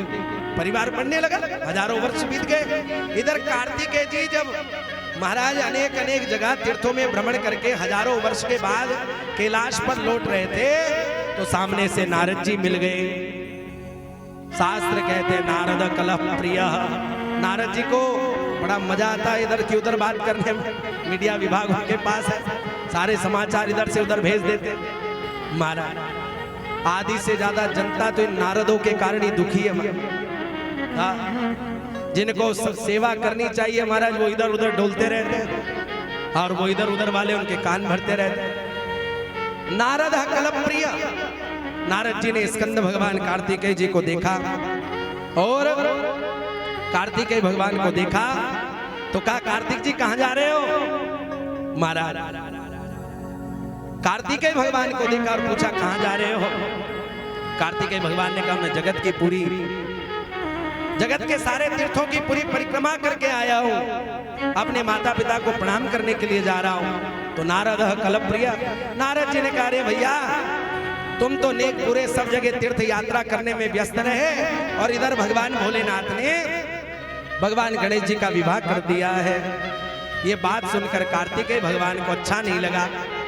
नारद जी ने कह दिया, तुम्हारे माता पिता ने तुम्हारे साथ धोखा किया। महाराज ब्रह्मा जी नारद जी को शिव महापुराण की ये दिव्य कथा कहते हैं। कुमार खंड में ब्रह्मा जी कहते हैं, नारद जी ऐसी लीला हुई कि कार्तिकेय भगवान अपने माता पिता को प्रणाम करने के लिए गए, सारे तीर्थ करके आए, जगत के सारे तीर्थों को परिक्रमा करके आए और अपने माता पिता के पास गए, माता पिता को प्रणाम किया और एक दिन कैलाश पर्वत छोड़कर क्रोंच नाम के पर्वत पर जाकर बस गए। माँ पार्वती ने पूछा, हे कार्तिकेय तो हमारे साथ कैलाश पर्वत पर नहीं रहता है? तो कार्तिक भगवान ने कहा, मैया मेरे साथ धोखा हुआ है, मैं सारे तीर्थों को भ्रमण करके आया, यात्रा करके आया और तुमने पहले भगवान गणेश का विवाह कर दिया, लेकिन मेरा विवाह तो रह गया, इसलिए अब मैं क्रोंच नाम के पर्वत पर ही रहूंगा। और मेरे भाई बहन कुमारखंड में ये कथा शिव महापुराण में साहब कि एक दिन अमावस्या का दिन था, भगवान शिव और माँ पार्वती कार्तिकेय भगवान से मिलने के लिए गए और जिस क्रोंच नाम के पर्वत पर भगवान शिव और पार्वती कार्तिक भगवान से मिलने गए, वहां मल्लिकार्जुन नाम का ज्योतिर्लिंग प्रकट हुआ। बोलिए मल्लिकार्जुन भगवान की जय। ब्रह्मा जी नारद जी से कहते हैं, नारद जी आज भी प्रति अमावस्या को भगवान महादेव और माँ पार्वती क्रोंच नाम के पर्वत पर कार्तिक भगवान से मिलने के लिए आते हैं, स्कंद भगवान षडानंद से मिलने के लिए आते हैं और कार्तिकेय भगवान ने भगवान शिव की स्तुति की है। ओम नमः शिवाय, हरि ओम नमः शिवाय, ओम नमः शिवाय, हरि ओम नमः शिवाय, ओम नमः शिवाय, हरि ओम नमः शिवाय, ओम नमः शिवाय, हरि ओम नमः शिवाय, ओम नमः शिवाय,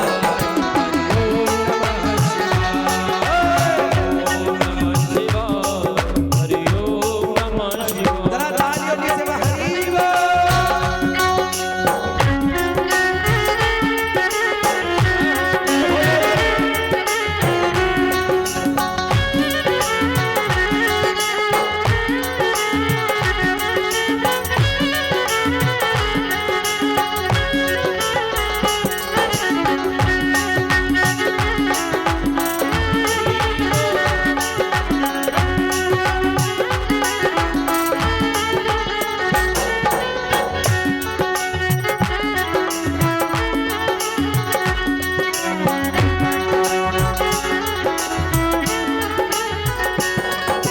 ओम नमः शिवाय, हरि ओम नमः शिवाय, ओम नमः शिवाय, हरि ओम नमः शिवाय,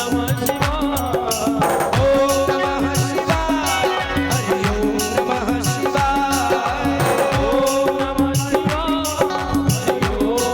शिवाय,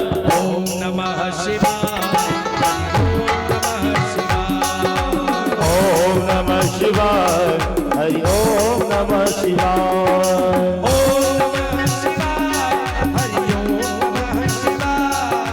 ओम नमः शिवाय, हरि ओम नमः शिवाय,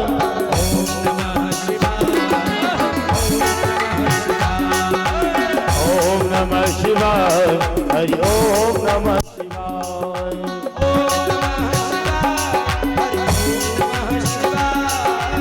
ओम नमः शिवाय, हरि ओम नमः शिवाय,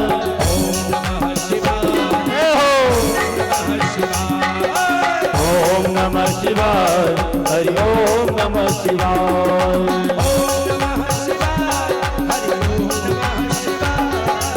ओम नमः शिवाय, हरि ओम नमः शिवाय,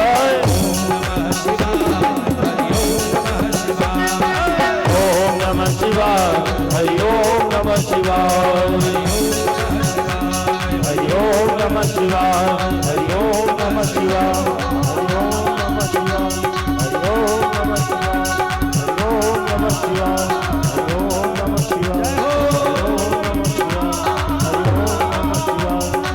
ओम नमः शिवाय, हरि ओम नमः शिवाय, हरि ओम नमः शिवाय, हरि ओम नमः शिवाय, हरि ओम नमः शिवाय, हरि ओम नमः शिवाय, हरि ओम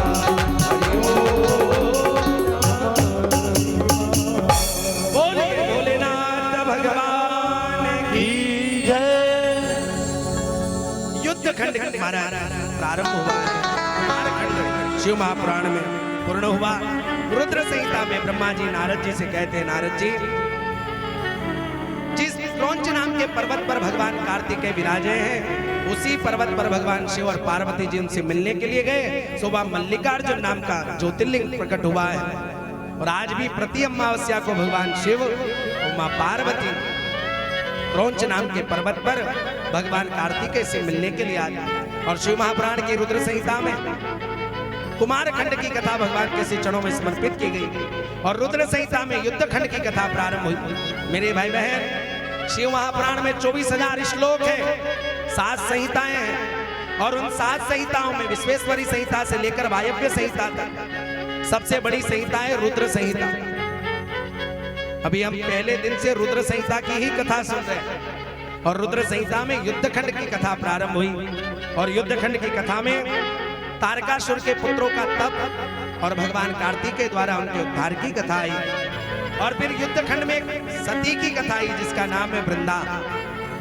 उसका पति जिसका नाम है जलांधर, वो 12 बड़ी असुरीय शक्तियों को प्राप्त हो गया, देवताओं पर अत्याचार करने लगा। देवता लोग घबराए तो भगवान विष्णु के पास गए, प्रभु हमारी रक्षा करिए। वृंदा और जालंधर का आख्यान युद्ध खंड में ब्रह्मा जी नारद जी से कहते हैं, नारद जी ये जालंधर नाम का जो राक्षस है ये बड़ा अत्याचारी है, लेकिन इसकी पत्नी वृंदा प्रतिवत धर्म को पालन करती है। जब जब देवताओं से युद्ध करने जाता है तो वृंदा तपस्या करने बैठ जाती है और वृंदा के पुण्य के कारण कोई देवता इसका कुछ बिगाड़ नहीं पाता। तो भगवान नारायण के पास सब देवता गए और भगवान नारायण ने देवताओं के लिए जगत हित के लिए एक लीला रची। और लीला क्या रची कि जब जलांधर एक बार देवताओं से युद्ध करने के लिए गया तो भगवान नारायण वृंदा के सामने जालंधर का रूप लेकर प्रकट हो गए। ऐसी कथा शिव महापुराण के कुमारखंड में ब्रह्मा जी नारद जी को कह रहे, नारद जी भगवान नारायण जालंधर का रूप लेकर आए और वृंदा ने देखा कि मेरे पति आ गए हैं तो वो आसन छोड़कर खड़ी हो गई। और जब वो आसन छोड़कर खड़ी हुई और भगवान नारायण में उसने अपने पति का दर्शन कर लिया, उसका पतिव्रत धर्म भंग हो गया। इधर इंद्र ने प्रहार करके जालंधर की मृत्यु कर दी और जब वृंदा भगवान नारायण को अपना पति मानकर उनके समीप जाने लगी तो सामने जालंधर का सिर आकर गिरा। वृंदा ने अपने पति का सिर देखा तो आंख से आंसू निकल गए। सामने भगवान जो जालंधर का रूप लेकर खड़े थे वो चतुर्भुज रूप लेकर प्रकट हो गए। शंख चक्र गदा पद्म भगवान ने हाथ में धारण कर लिया। वृंदा ने रोते हुए भगवान को श्राप दिया, प्रभु जैसे मैं अपने पति के वियोग में रो रही हूँ, एक अवतार में आपको अपनी पत्नी के वियोग में रोना पड़ेगा। भगवान ने उसके श्राप को धारण कर लिया। ऐसा कहते हैं महाराज शिव महापुराण के कुमारखंड में ऐसी कथा, युद्ध खंड में ऐसी कथा आई कि भगवान उसके पतिव्रत धर्म को देखकर इतना मोहित हो गए कि जिस जगह पर वृंदा ने अपने शरीर का त्याग किया, वृंदा ने अपने शरीर का त्याग कर दिया तो उसकी भस्म में भगवान नारायण बैठ गए और उसके भस्म को, वृंदा की भस्म को अपने शरीर पर धारण कर लिया। तीनों लोकों में हाहाकार मच गया। भगवान नारायण वैकुंठ नहीं पहुंचे। सब देवता लोग ढूंढने लगे भगवान नारायण कहाँ है, तो भगवान नारायण तो वृंदा की राख लपेटे जहां वो सती हुई है उसी जगह पर विराजमान है और भगवान नारायण समाधि में चले गए। इधर मां पार्वती ने कुछ बीज दिए, जाओ ये बीज उस राख में डालना, उससे भगवान नारायण की समाधि टूटे। देवता लोग आए, वृंदा की राख में वो बीज डाले। उन बीजों से महाराज मालती, धात्री और तुलसी के पौधे प्रकट हुए। तुलसी मैया जो प्रकट हुई वो वृंदा की राख में माँ पार्वती ने बीज दिए, उससे तुलसी प्रकट हुई और वही तुलसी भगवान नारायण को चढ़ाई गई, जिससे भगवान की समाधि टूटी और भगवान वैकुंठ पहुंचे। और मेरे भाई बहन, जलांधर अपने पत्नी के पुण्य का आश्रय लेकर देवताओं पर अत्याचार करता, इसलिए भगवान ने ऐसी लीला रची। कभी कभी जो लोग धर्म के नाम पर पाखंड करते हैं तो भगवान अवतार लेकर उस पाखंड को समाप्त करते हैं। जब लोग धर्म की आड़ लेकर अपना निजी स्वार्थ साधने लगते हैं तो भगवान उस धर्म को समाप्त करके नए धर्म की स्थापना करते हैं। इसलिए तो भगवान कहते हैं धर्म संस्थापनार्थाय संभवामि युगे युगे। जलांधर भी अपनी पत्नी के धर्म का, उसके पतिव्रत पुण्य का लाभ लेकर देवताओं पर अत्याचार करता, इसलिए भगवान ने जलांधर का रूप धारण किया। ऐसे मालती, धात्री और तुलसी के प्राकट्य की कथा शिव महापुराण के युद्ध खंड में आई है। अंधक की उत्पत्ति और हिरणाक्ष नाम के राक्षस का वध भी भगवान नारायण ने किया है। और भगवान नारायण ने जब नरसिंह अवतार धारण किया, जब किसी देवता से वो शांत नहीं हुए, शिव महापुराण में ऐसी कथा, भागवत में कथा थोड़ी भिन्न है, क्योंकि कल्प भेद के अनुसार पुराणों में अलग अलग कथाएं हैं। कई लोग पकड़ कर बैठ जाते हैं, ये भागवत में ऐसा लिखा तो शिव महापुराण में ऐसा क्यों लिखा? अरे भैया, कल्प भेद है। कितनी बार द्वापर चला गया, कितनी बार कलयुग चला गया, कितनी बार त्रेता चला गया, कितनी बार सतयुग चला गया। 17,28,000 का 17,28,000 का है सतयुग, है ना। 12,96,000 का है त्रेतायुग, 8,64,000 का है द्वापर युग और 4,32,000 का है कलयुग। और अभी वर्तमान समय में 28वां कलयुग चल रहा है। अष्टाविंशति में जब ब्राह्मण लोग संकल्प कराते हैं तो बोलते हैं अभी 28वां कलयुग चल रहा है। तो कल्प भेद के अनुसार ये कथाएं आगे पीछे होती। और महाराज, हमें तो कथाओं का सार लेना चाहिए, किस पुराण में क्या लिखा है। अगर उसमें ज्यादा पढ़ेंगे महाराज तो फिर अर्थ का अनर्थ हो जाएगा। बड़े बड़े विद्वान भी इस भाषा को नहीं जानता मेरे भाई बहन। और शिव महापुराण की कथा तो मेरा जितना अनुभव है, शिव महापुराण की कथा इस दुनिया की सबसे कठिन कथा है। इसमें भजन हमको जबरदस्ती गाना पड़ते, इसमें भजन वजन का कोई प्रोग्राम है नहीं। हाँ, अगर शुद्ध रूप से शिव महापुराण की कथा सुनाया जाए, मना आधे से ज्यादा श्रोता सो ही जाए। जब मैंने पहली बार शिव महापुराण की कथा की तो बड़ा चैलेंज था। 24,000 श्लोक हैं, उसमें से कुछ 100-200 श्लोक को हमने किसी आचार्य के माध्यम से पढ़ाई किया। महाराज, शिव महापुराण की कथा बड़ी दिव्य कथा है साहब, ये हर किसी के समझ में आती नहीं है। अब शिव महापुराण की कथा के युद्ध खंड में ऐसी कथा है कि नरसिंह भगवान का जब क्रोध शांत नहीं होता तो भगवान शिव के साथ उनका भयंकर युद्ध होता है। और भगवान शिव से युद्ध करने के बाद नरसिंह भगवान का क्रोध शांत होता है, ऐसी कथा युद्ध खंड में आई। और महाराज फिर अंधकासुर का आख्यान शिव महापुराण में सुनाया गया। और देखो, आज की कथा हम थोड़ा सा जल्दी विश्राम कर रहे हैं, क्योंकि आज हमारे मध्य में मुझे बहुत ही प्रेरणा देने वाले आदरणीय प्रमोद जी झा साहब, भाई साहब पधारे। एक बार जोरदार ताली बजाकर उनका अभिवादन करें। आज हम सबके मध्य में धार जिला भारतीय जनता पार्टी के अध्यक्ष हमारे नीलेश जी भारती जी पधारे। एक बार जोरदार ताली बजाकर उनका अभिवादन करें। और आज हम सबके मध्य में इस क्षेत्र के लोकप्रिय आदरणीय पवन जी पटेल साहब हमारे बीच में, एक बार जोरदार ताली बजाकर उनका भी अभिवादन करें। हम सबके मध्य में आज हमारे महेश जी सोनी, है ना, महेश भगवान की कथा और महेश जी और हमारे सौरभ भैया भी, एक बार उनके लिए जोरदार ताली बजाकर उनका अभिवादन करें। आज हम सबके मध्य में चरित्र जी शर्मा, गनिष्ठा जी शर्मा इंदौर से पधारे हैं, व्यासपीठ की ओर से उनका भी बहुत बहुत स्वागत है। एक बार जोरदार ताली बजाकर उनका अभिवादन करें। और मेरे भाई बहन, कल की कथा का समय 3 बजे से 6 बजे तक रहेगा।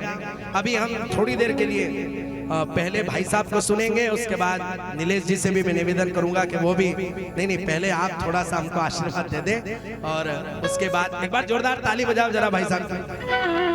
और देखिए, भागवत कृपा सेवा समिति, जिसकी जानकारी आपको कल दी गई थी, वो ट्रस्ट के माध्यम से एक बहुत बड़ा वैदिक विद्यालय बनने वाला है।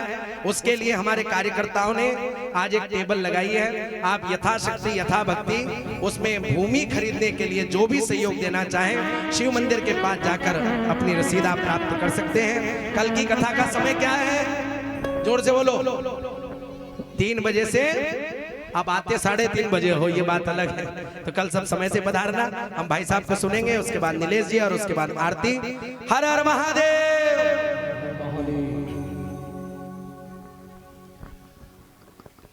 शिव पुराण की कथा के बाद कुछ बोलना ये अपने आप में उद्दंडता होगी। शंकर भगवान के चरित्र को सुनने के बाद बोलने का कुछ बचता नहीं।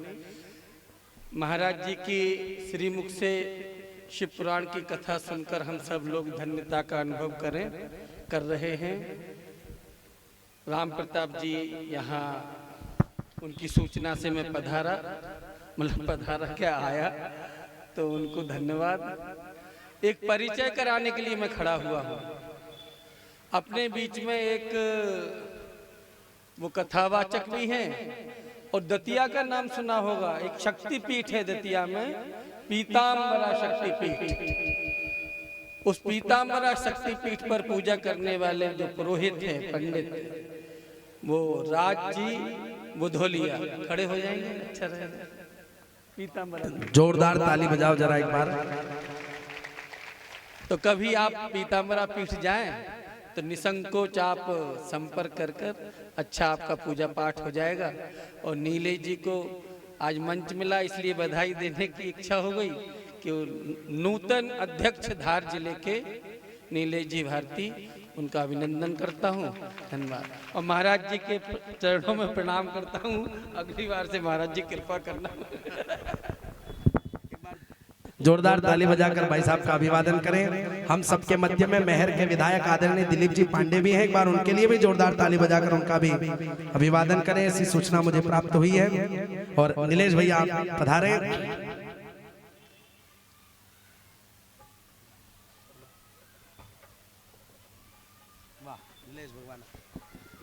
एक बार जोरदार ताली जरा हमारे अध्यक्ष जी के लिए बजाओ भैया।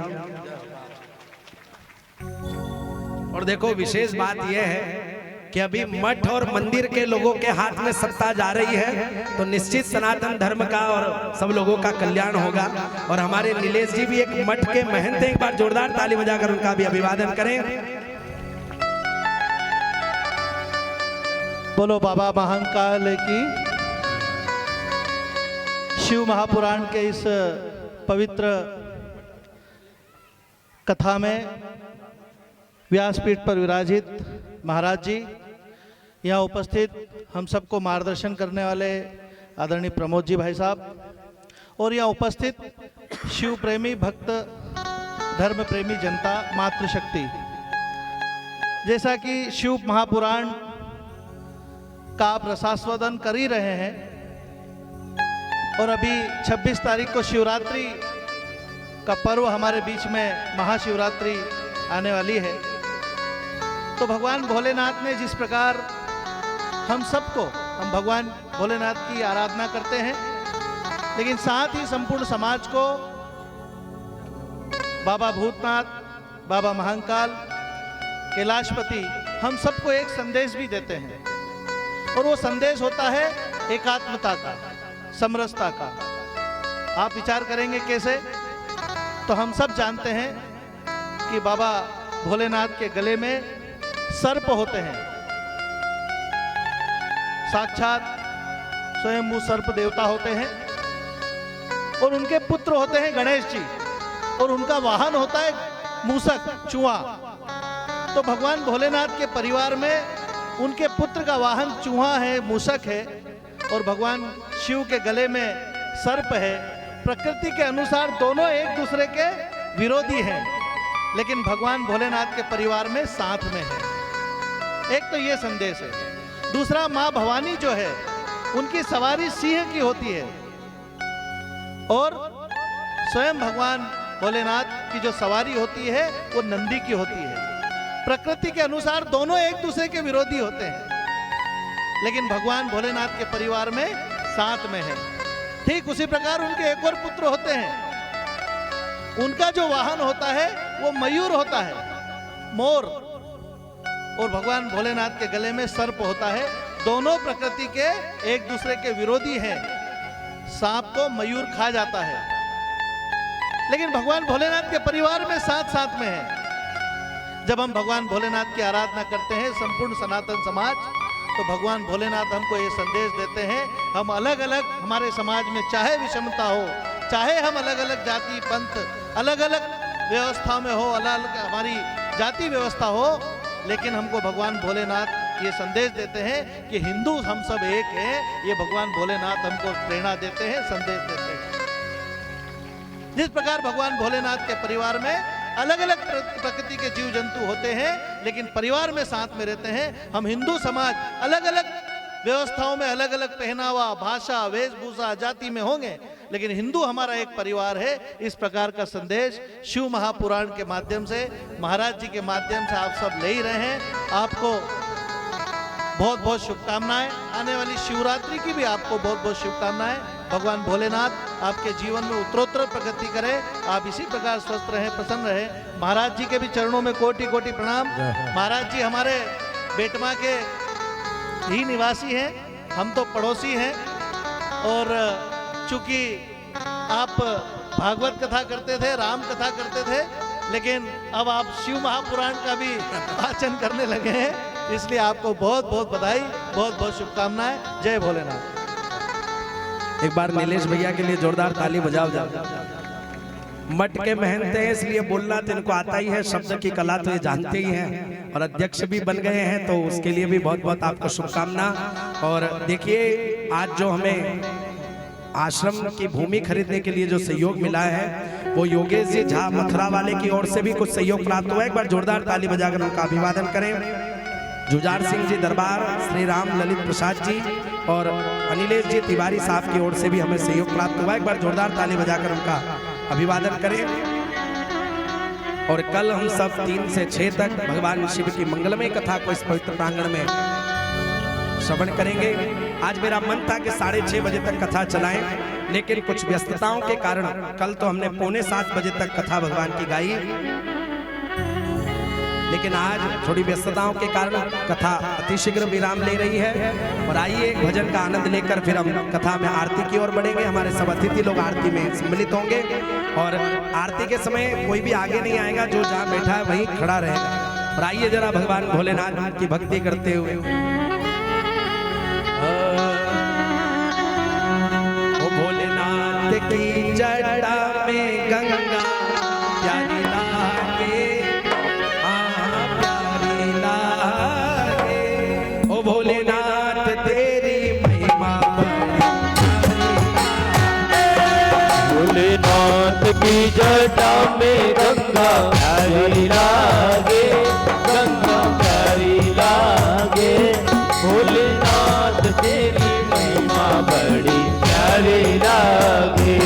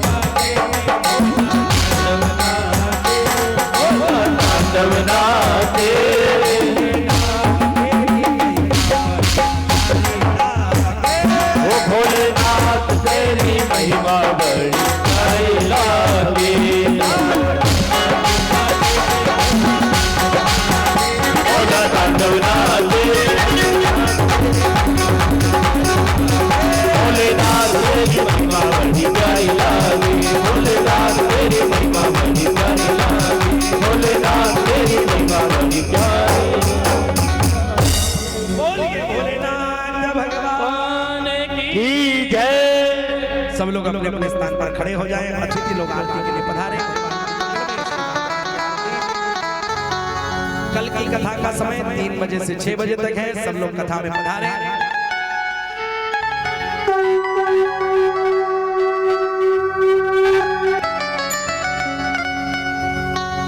यजमान आरती के लिए शीघ्र पधार जावे।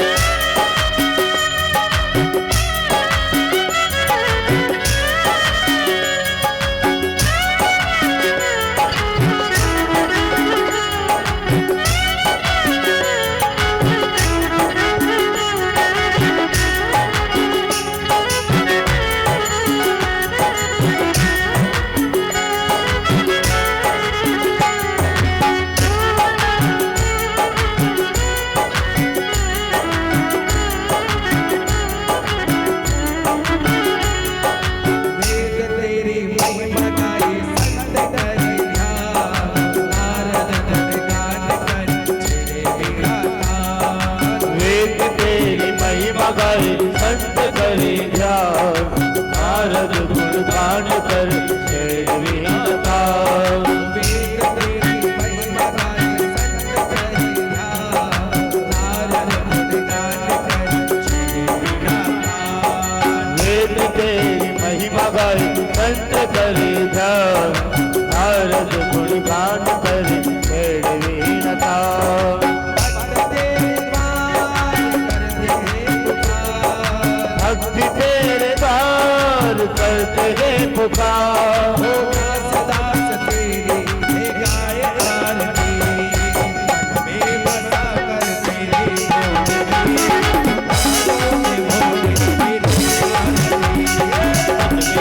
सागर तेरी मूर्ति, पुकारों में भोले तेरी आरती।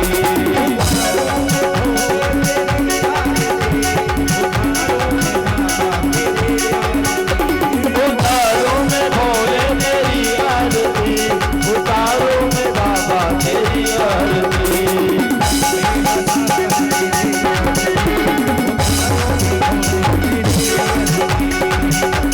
सागर तेरी मूर्ति, पुकारों में भोले तेरी आरती।